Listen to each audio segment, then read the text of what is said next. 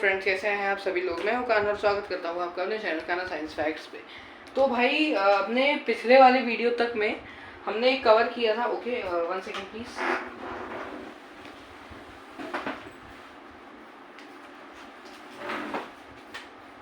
Okay, तो भाई हमने अपने पिछले वाली वीडियो तक में कवर किया था कि क्या होता है डिफरेंशिएशन में चेन रूल, राइट। आज हमें एक नया टॉपिक स्टार्ट करना है और होपफुली आज हम उसको कंप्लीट भी कर लेंगे। वो होता है हमारा डबल डिफरेंशिएट। अब देखिए, आप क्योंकि अगली चीज पढ़ने वाले हैं एप्लीकेशन ऑफ डिफरेंशिएशन, है ना। अगली चीज जो आप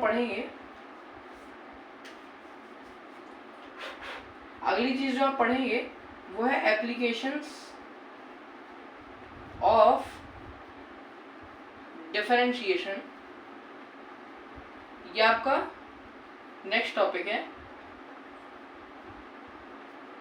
तो इसीलिए हमें उसके लिए क्या पढ़ना जरूरी है, उसके लिए हमें पढ़ना जरूरी है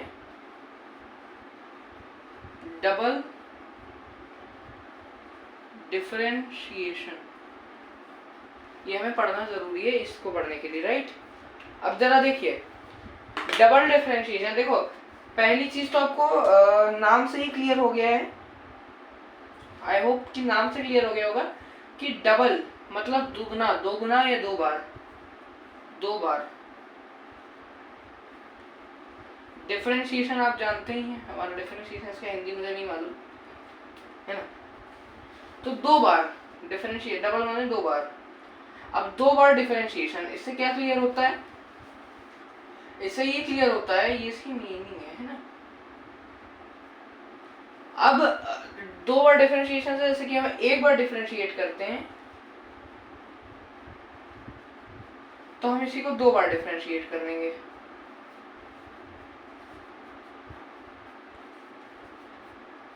मैंने कुछ नहीं किया, ये पूरा फंक्शन उठा के इस ब्रैकेट के अंदर डाल दिया और इसके बाहर एक और डिफरेंशिएशन का साइन लगा दिया है ना।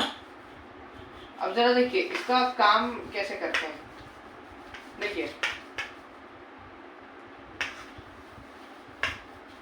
अभी मैं हाथ का यूज कर रहा हूँ उसको मिटाने के लिए, वेस्टर बाद में यूज किया जाएगा। रख लेता हूँ, मैं भूल जाऊंगा।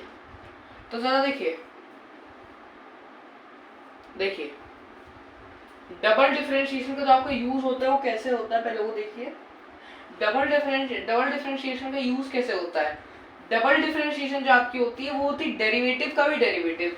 तो पहले तो उसकी नोटेशन देख लो। अगर आप डिफरेंशिएशन को, सिंगल डिफरेंशिएशन को y डैश लिखते हैं तो डबल डिफरेंशिएशन को y डबल डैश लिखेंगे।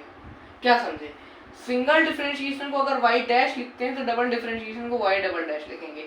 ये चीज याद रखिएगा, इंपॉर्टेंट है। ये खाली रिप्रेजेंटेशन की टेक्निक है ना। अब आप डिफरेंशिएशन का भी डिफरेंशिएशन अगर करोगे, यानी आपको del y upon del x करना है ना। रुक जाओ, चलो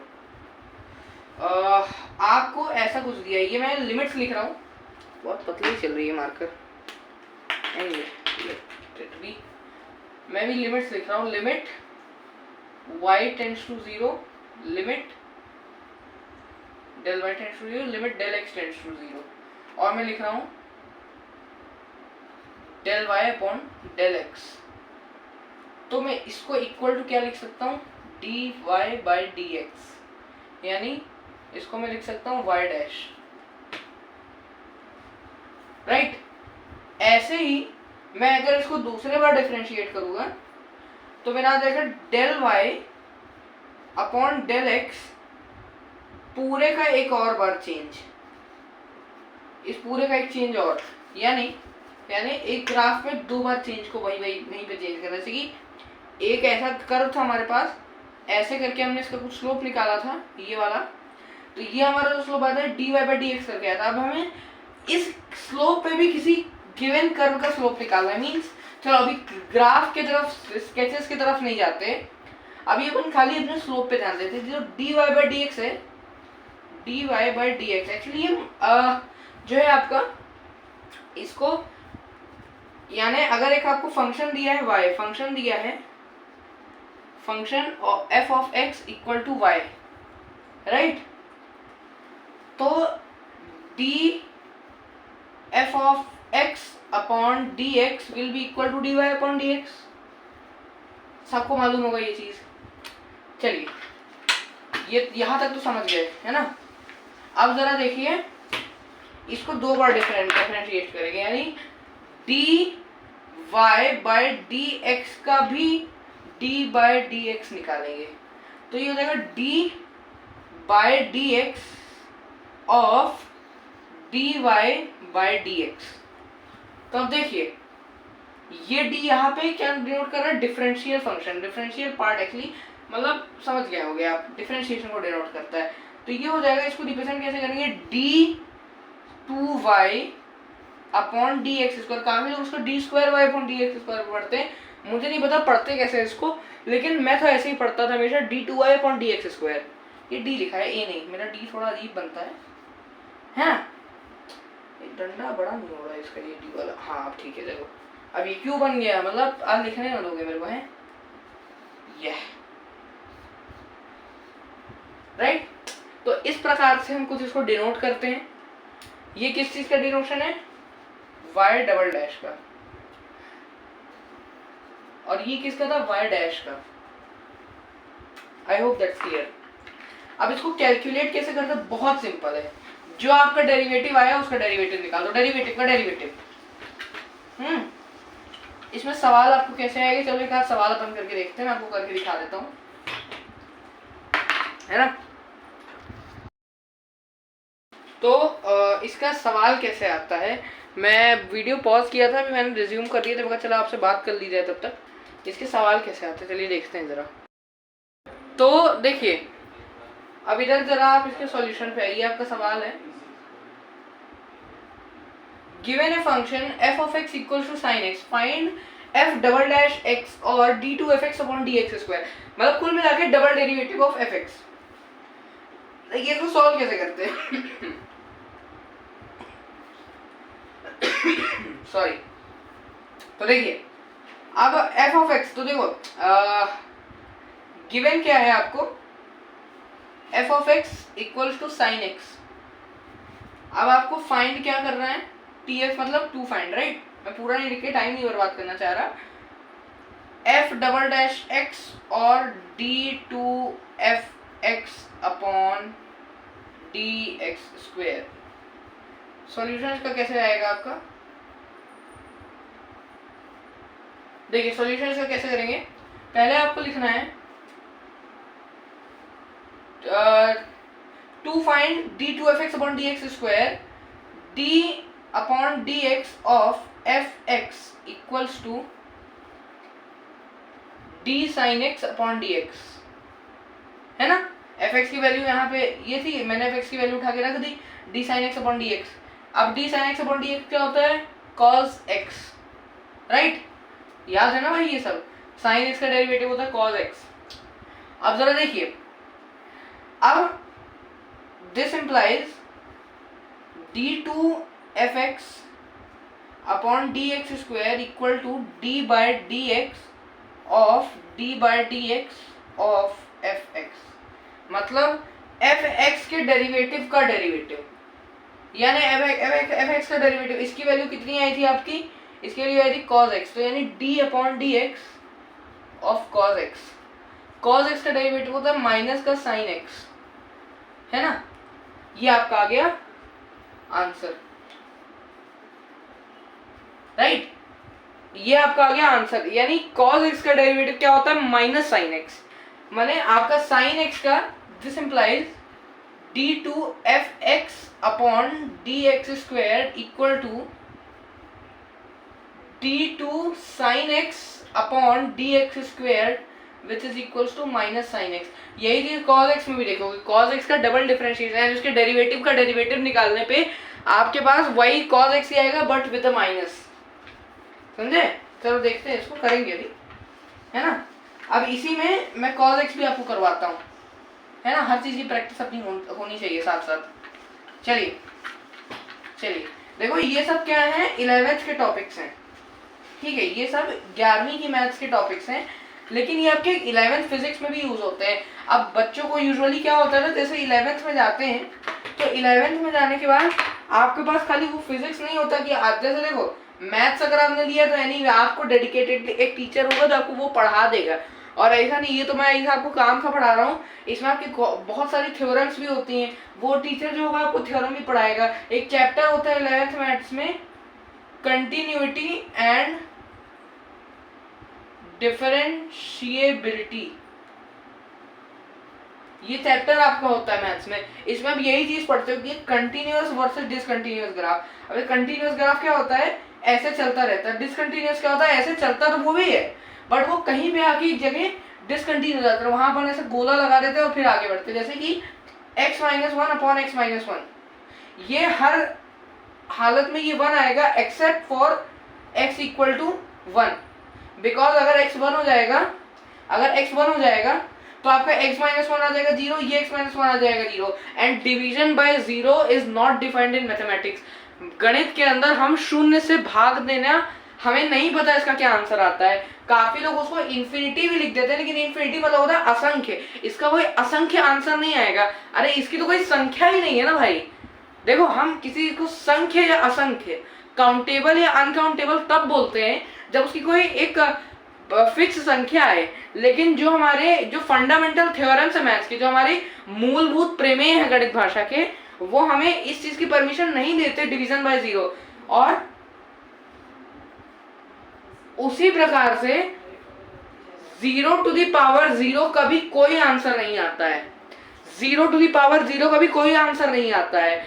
देखो ये पता है 0 में कुछ भी पावर लगाओ तो हमारे पास 0 ही आता है, और किसी भी नंबर की पावर 0 चढ़ा दो तो हमारे पास 1 आता है, कोई भी नंबर हो, infinity power 0 is also 1। But 0 की पावर 0 का कोई आंसर नहीं है। क्यों नहीं है, कैसे नहीं है, वो तो भैया प्रोफेशनल मैथमेटिशियंस ही आपको बताएंगे, क्योंकि हमारे जो गणित भाषा के मूलभूत प्रमेय यानी the fundamental theorem of mathematics मैंने क्यों बोला, हर चीज में होते हैं। आपका फंडामेंटल थ्योरम ऑफ कैलकुलस भी होता है, मैं आपको पढ़ाऊंगा जब इंटीग्रेशन अपन चालू करेंगे, मैं बताऊंगा आपको इसी सीरीज में कि फंडामेंटल थ्योरम ऑफ कैलकुलस क्या होता है ना। Integration of f of x dx a से b तक equal to capital F of x limited to a to b which is equal to fb minus fa. This shows the relationship between derivative and anti-derivative.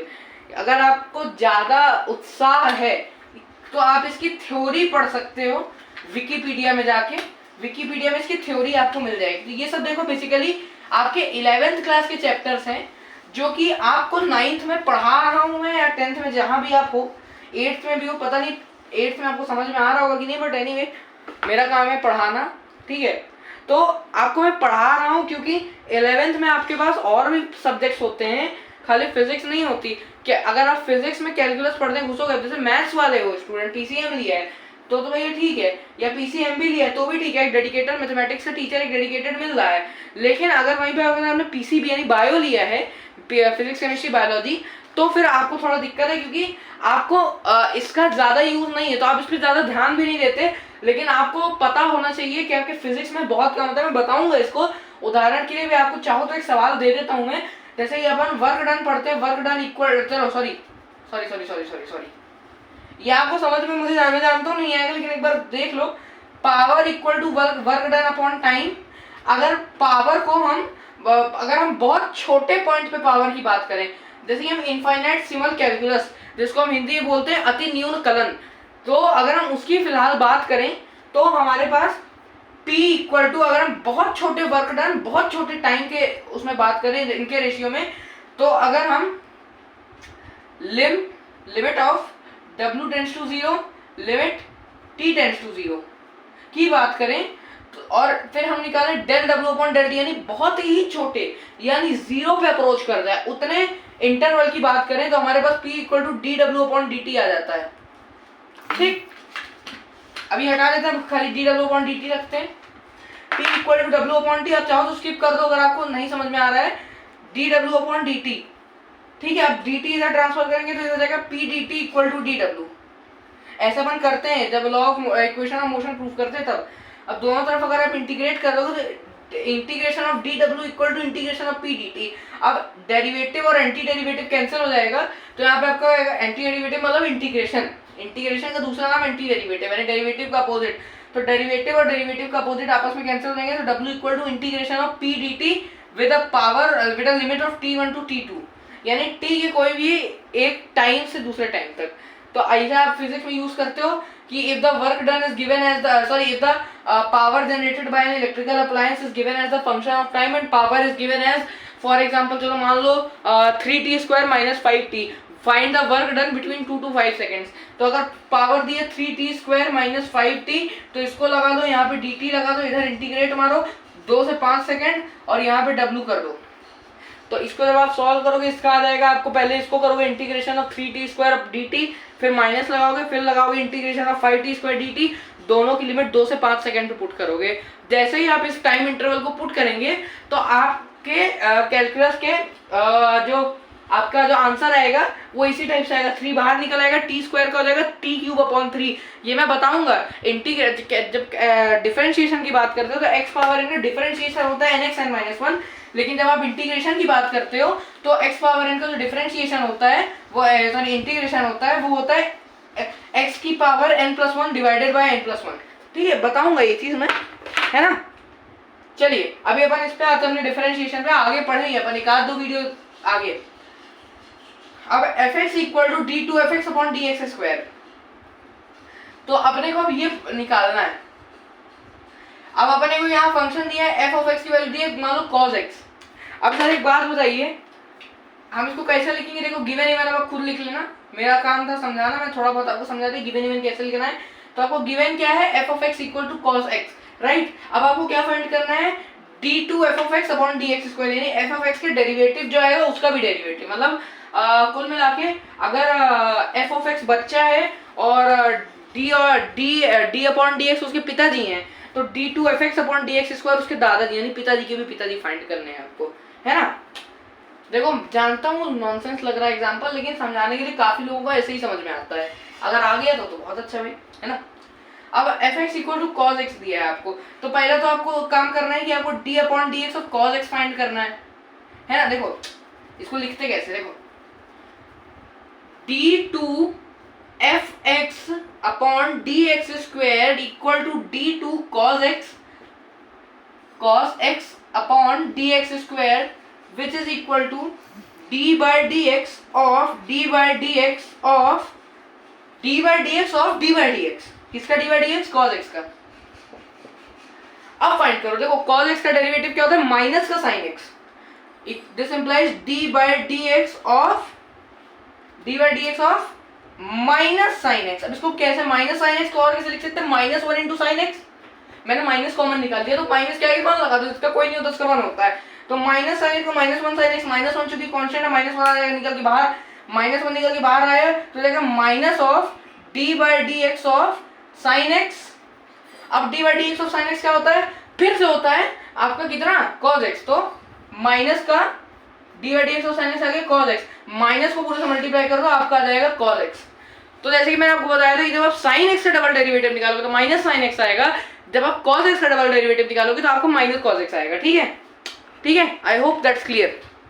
नहीं clear comment मारिए, एक इस पे और detail में video बना दिया जाएगा, कोई दिक्कत नहीं, है ना। चलिए एक आध बार क्वेश्चन आपके बदलते हैं, बदल के एक आध फॉर्मेट और ट्राई करते हैं, राइट। चलो चलो चलो चलो चलो क्वेश्चन में अब इसकी जगह अपन cos x की जगह जो है लगा लेते हैं। चलो क्या लगाएं चलो log x लगा लो, log x to the base e। यार मेरा ब्लैक वाला मार्कर धोखा दे रहा है, माफी चाहूंगा इसके लिए, कभी चलता है कभी बंद हो जाता है, ऑफलाइन चलाओ तो बढ़िया चल रहा है। इसके सामने इस मार्कर के बगल मार्कर भी, मेरा मार्कर भी थॉर का स्टॉर्म ब्रेकर है, मतलब इस मार्कर के बगल में दूसरा मार्कर ले आके रख दूं नया तो ये चलने लगता है, जैसे मैं सोचूंगा आज नया मार्कर खरीद लूंगा ये भी चलने लगेगा डर के मारे, बट जब इस पे डिपेंड हो तो धोखा दे रहा है। चलो छोड़ो, अपने को अभी ब्लू का ज्यादा काम है, राइट। अब देखो f of x equal to log x अगर आपको गिवन है, अब आपको निकालना है एफ डैश, अब बटा ऐसे ये सब निकालना है, मतलब वही चीज निकालनी है जो पहले निकाली थी हमने। गिवन क्या है, f of x equal to log x, तो d2f(x) upon dx square equal to d2 log x, d square log x जो भी पढ़ते हो, log x to the base c upon dx square which is equal to d by dx of log x to the base e। log x to the base e का differentiation क्या होता है, 1/x। 1/x का differentiation निकाल लो, क्या आएगा, d by dx of 1/x। 1/x को मैं लिख सकता हूँ x इनवर्स या फिर x की पावर -1, x की पावर -1, तो n x की पावर n का डेरिवेटिव लगा दो इधर, तो n की वैल्यू रख दो -1, तो x की पावर n क्या आ जाएगी, x की power -1 nx n -1 nx n -1, तो n क्या है, -1 है, x लगा दो और -1 n -1 यानी -1 -2, तो हो जाएगा -x की पावर -2। इसको फर्दर अगर लिखो तो -1/x² आ जाएगा, x की पावर -2 आ जाएगा, 1/x की पावर 2, तो -1/x की पावर 2 आपका आ जाएगा आंसर। तो इसको क्या लिखोगे, d by dx of x inverse which is equal to क्या आएगा -1/x का स्क्वायर। ये आपका आ चुका है आंसर। चलो एक आध सवाल और ट्राई कर लेते हैं, एक क्वेश्चन और ट्राई करेंगे, बाकी आपको जो है आपकी डीपीपी जो आपको क्लास के साथ प्रैक्टिस शीट दूंगा उसमें डाल दूंगा एक आध सवाल का क्वेश्चन, उससे आप कर लेना, अच्छा लगेगा। एफ एक्स इक्वल्स टू दे देता हूँ x cube, find F dash x F double dash x और d2f(x) अपॉन dx स्क्वायर। तो भैया फिर से वही माथा पच्ची, d2f(x) upon dx square equal to d2x³ upon dx square equal to d by dx of x³ which is equal to again, implies क्यों लगा देता हूँ मैं बार बार, देखो भाई मैथ्स में सिंबल बहुत इंपॉर्टेंट है, लोग इसको और इसको एक ही समझते नहीं होता है। चलो कभी और चर्चा करेंगे इस पे। अब d upon dx of x³ n की वैल्यू 3 रख दो तो आ जाएगा 3x², d by dx of 3x²। 3 जो है कांस्टेंट टर्म है कि नहीं, 3 कांस्टेंट टर्म है, कांस्टेंट टर्म का डेरिवेटिव क्या आता है, कांस्टेंट टर्म का डेरिवेटिव देखिए। अब कांस्टेंट टर्म आपका मल्टीप्लाई के फॉर्म में है तो इसको बाहर निकाल लो, 3 times of d by dx of x²। अब x² में फिर से वही घिसा पिटा पावर रूल लगा दो, n की वैल्यू को 2 रख दो तो आ जाएगा nx n -1, 2x into 2 - 1 is 1 लिखने की जरूरत नहीं, तो 2x आ जाएगा, तो 3 into 2x equal to 6x आपका ये आ जाएगा आंसर। तो ये यहीं तक है आपका डिफरेंशिएशन में जो आपका क्या बोलते हैं इसको, जो डबल डिफरेंशिएशन, ये आपका यहीं तक है। अगला जो टॉपिक हम पढ़ेंगे वो होगा मैक्सिमा, उसके बाद हम पढ़ेंगे मिनिमा। कोशिश करूंगा कि एक ही वीडियो में हो जाए, लेकिन अगर नहीं हुआ तो भैया डरना नहीं, अपन करेंगे इसको, है ना, मैक्सिमा मिनिमा दोनों ही करेंगे। उसके बाद अपन real life applications of derivation differentiation देखेंगे, फिर एप्लीकेशन ऑफ डिफरेंशिएशन फिजिक्स, मतलब एक ही बात है, वो चीजें अपन देखेंगे कुछ, और उसके बाद अपन जो है अपने डिफरेंशिएशन को पूरा करेंगे, ठीक है। तो उसके बाद जो है अपन डिफरेंशिएशन को पूरा करेंगे, डिफरेंशिएशन की करेंगे समाप्ति, और इंटीग्रेशन का करेंगे श्री गणेश, ठीक है। इंटीग्रेशन में अपन शुरुआत करेंगे, पहले ये सीखेंगे क्या होता है इंटीग्रेशन, फिर हम पढ़ेंगे आपके कलन की मूलभूत प्रमेय यानी the fundamental theorem of calculus, है ना, which states that integration of f(x) with respect to dx limited to a, limited from a to b gives capital fx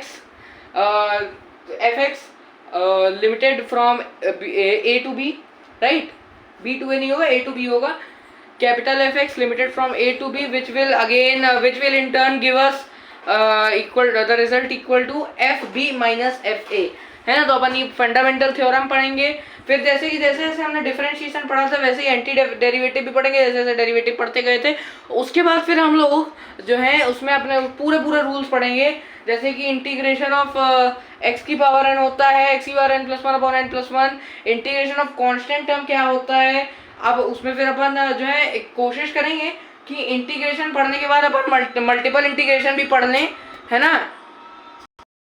अपन कोशिश करेंगे कि मल्टीपल इंटीग्रेशन भी पढ़ लें। मल्टीपल इंटीग्रेशन में कुछ नहीं होता है, डबल डेरिवेटिव किया था, एक तो डेरिवेटिव यहाँ पे और ठोक दो तो एफ ट्रिपल डैश हो जाएगा, d2x अपॉन dx स्क्वायर की बजाय d3x अपॉन dx क्यूब हो जाएगा, है ना, है ना।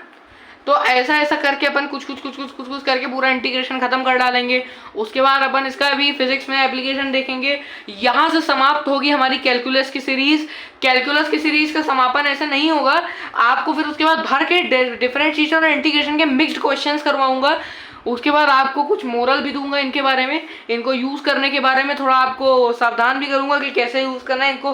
अगर आपने अभी तक पढ़ना अच्छे से समझ में नहीं आया है आपको इतना पढ़ने के बाद, तो आपको कैसे उसको पढ़ना है, ये सब सामान अपन करेंगे काम, है ना।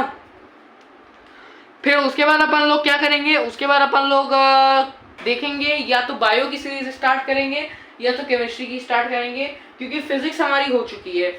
ज्यादा होगा तो 10th की मैथमेटिक्स सीरीज स्टार्ट कर देंगे, 9th की मैथमेटिक्स सीरीज, वो मैं पोल डालूंगा चैनल पे, जो जैसा आप लोगों का रिस्पांस होगा उस पोल पे उस हिसाब से अपन सीरीज स्टार्ट करेंगे, है ना। तो अब चलिए इसी हिसाब से इसी के साथ अब अपन लोग थोड़ा इसका भी समापन किया जाए। भैया वीडियो का है, एक बात बताओ यार, 26 मिनट का वीडियो के 26.5 मिनट का है ना, तो जरा अब मैं भी जाऊँ पानी वानी पीऊँगा, आप लोग भी जाओ नोट्स वोट्स बनाना। इसके हर चीज़ याद रखना, मेरी नोट्स बनाते रहिए, हर क्वेश्चन को आप लिखो। अगर कोई क्वेश्चन ऐसा था जहाँ पे आपकी मिस्टेक हुई तो नीचे पेंसिल से उसको अपनी कॉपी में लिख लीजिए, जहाँ पे नोट्स बनाए जस्ट उसके नीचे कि भाई मैंने फली जगह पे ये मिस्टेक करी, जिससे जब अगले बार आप उस क्वेश्चन को लगाओ तो आप ध्यान रखो कि आप वो मिस्टेक तो ना ही करो। और अगर उसी क्वेश्चन को लगाते हैं फिर भगवान न करे लेकिन अगर दूसरी मिस्टेक भी हो जाए तो फिर उसको भी लिखो कि भाई ये और मैंने एक तो मिस्टेक कर दी इसमें दूसरे अटेम्प्ट में, फिर तीसरे अटेम्प्ट में आपका मोस्टली क्लियर हो जाता है लोगों को। फिर भी नहीं हो रहा कोई दिक्कत नहीं, आप पे कोई समस्या नहीं है, ऐसा अपने दिमाग का कुछ ना कराएं इसमें। आप नॉर्मल इंसान भैया, सबसे गलती होती है, तो फिर तीसरी मिस्टेक नीचे लिख लें। ऐसे करते करते जब आप मिस्टेक के पूरे कॉलम बना चुके होंगे आप समझ जाएंगे कि आप इसमें कहाँ कहाँ गलती कर रहे हैं। कभी कैलकुलेशन की गलती है क्या, कभी फॉर्मूला गलत रख दिया क्या, कभी फॉर्मूले में वैल्यूज नहीं पहचान पाए क्या। ऐसे कर करके अल्टीमेटली आपका सवाल हो जाएगा सॉल्व। आपका डिफरेंशिएशन आप गधेलियों पे लेके घूमोगे। आप अपने स्कूल के ऐसे 9th क्लास के स्टूडेंट बन सकते हो, 10th क्लास के स्टूडेंट बन सकते हो, जिसने एडवांस में 11वीं और 12वीं की मैथमेटिक्स का जो मेन चैप्टर होता है, जिसका कोर होता है मैथमेटिक्स का, वो आप कंप्लीट कर चुके हो सकता है आप ऐसे पहले स्टूडेंट बन जाओ। लेकिन उसका एक ही साधन है, अगर आप दिल लगा के मन लगा के इस चीज़ को पढ़ोगे, है ना। फिर बाद में आपको देखूंगा मैं फिजिक्स की जब सीरीज लाऊंगा तो आपको कोशिश करूंगा कि उसमें थोड़ा सा एडवांस उसमें भी पढ़ाता चलूँ मैं, है ना। जैसे अगर आप किसी कॉम्पिटिटिव एग्जाम को आगे टारगेट कर रहे हो, नीट या जेई को, तो उसमें जैसे आपके फिजिक्स में मैंने मैकेनिक्स का थोड़ा सा पोर्शन 9th का पढ़ाया। अब जैसे अगर मैंने आपको सर्कुलर मोशन बता दूँ तो हो सकता है मैं रोटेशनल मोशन भी बता दूँ थोड़ा सा, बहुत नहीं। हो सकता है मैंने पूरी फिजिक्स पढ़ा दी तो लास्ट में थोड़ा बहुत थर्मोडायनेमिक्स पढ़ा दूँ आपको। हो सकता है कि मैं अगर आपको इलेक्ट्रोमैग्नेटिज्म पढ़ाऊंगा तो मैं थोड़ा बहुत फेराडेज लॉ तक खींचने की कोशिश करूंगा। हो सकता है इलेक्ट्रोमैग्नेटिज्म पढ़ाऊं तो इलेक्ट्रिक फ्लक्स तक खींचने की कोशिश करूं। तो कुछ अपन ज़्यादा करते ही रहेंगे फिजिक्स में, केमिस्ट्री में, बायोलॉजी में। बायो में तो मैं और कोशिश करूंगा जितना ज़्यादा पढ़ाऊं, क्योंकि बायो का बहुत वास्ट सिलेबस है। आप अगर 11th बायोलॉजी बस के अंदर देखोगे so you have 22 chapters in that, which among which your 2 to 3 chapters are purely based upon your 9th biology. जैसे कि एक चैप्टर है एनिमल किंगडम और प्लांट किंगडम, तो आपके ये टेक्सोनॉमी के चैप्टर्स कहलाते हैं। ये आपके पूरे के पूरे 9th की जो बायोलॉजी होती है उसमें आपके डाइवर्सिटी इन लिविंग ऑर्गेनिज्म पे बेस्ड है। फिर एक 8th चैप्टर है उसका, शायद तक 3rd यूनिट का है, वो चैप्टर का नाम है cell the unit of life. तो वो आपका the fundamental unit of life class 9 chapter number 5 जो है एनसीईआरटी का, उससे आपका पूरा का पूरा उठ के आया है। अब जैसे आपने यहाँ पे बेसमेंट मेम्ब्रेन का कुछ नाम नहीं पढ़ा, आपने कहा ये बड़ा बेसमेंट मेम्ब्रेन होता है, बट वहाँ पे आप पढ़ोगे बेसमेंट मेम्ब्रेन होता है म्यूकोपॉलीसैकेराइड। पॉलीसैकेराइड क्या होता है, डाइसैकेराइड क्या होता है, भैया 2 मोनोसैकेराइड मिलके चेन फॉर्म करते हैं तो डाइसैकेराइड बनता है। इसके लिए आपको केमिकल बॉन्डिंग पढ़नी पड़ेगी, बहुत कुछ पढ़ना पड़ेगा। तो आपका जो सिलेबस है, अगर आप साइंस को टारगेट कर रहे हो तो बहुत वास्ट सिलेबस है, ठीक है।